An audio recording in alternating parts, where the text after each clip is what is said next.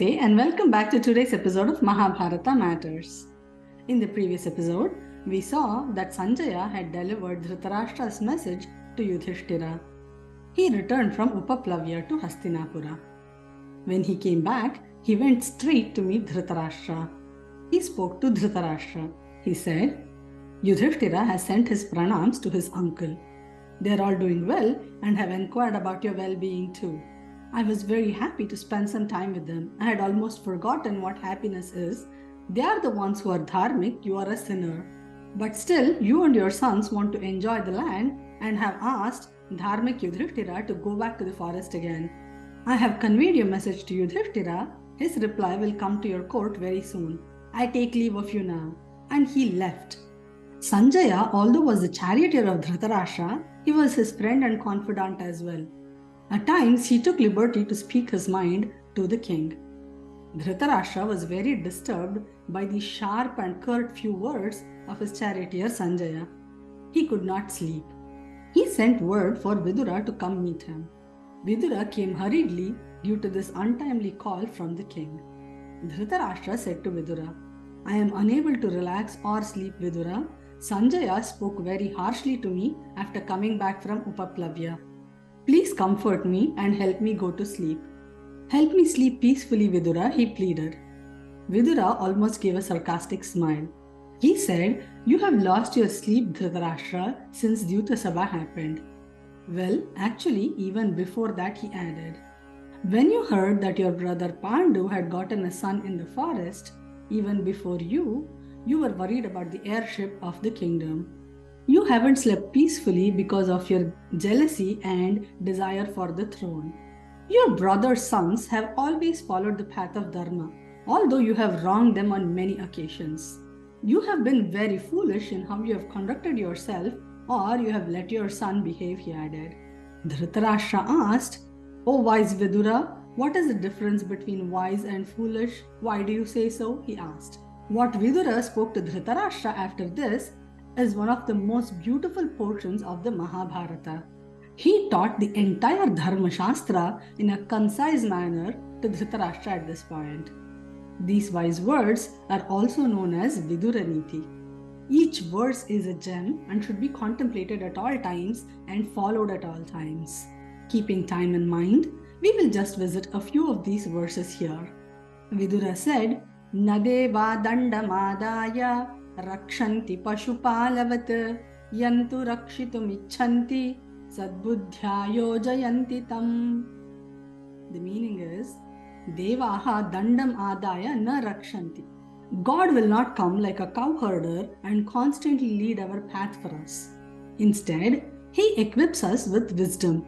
Instead of using wisdom, if we let our tainted mind with our likes and dislikes to take over, we can complain about the outcomes. We have to use our wisdom at all times. Wisdom is the rational part of us, whereas mind is colored by our likes and dislikes. We have to contemplate on our actions without any bias or prejudice and be objective. Another word of advice from Vidura to Dhritarashtra was, Akrodhena jayet krodham, asadhum sadhuna jayet, jayet kadaryam danena, jayet satyena chandritam. What does this mean? How do you win over krodha, anger? Akrodhena, by being calm and not getting angry, he said. Next was, how do I win over ignoble people, asadhu? Sadhuna jayet, by showing nobility. Danena kadaryam jayet. Kadarya is a stingy person. How do I win over a stingy person? By giving. Even though he's stingy, if we give him, we'll be teaching him generosity. And Jayet Satyena Chandritam, which means you win over lies with the truth. Truth can never be defeated. Truth is the only thing that upholds the entire world. So, all the lies can be defeated by one truth.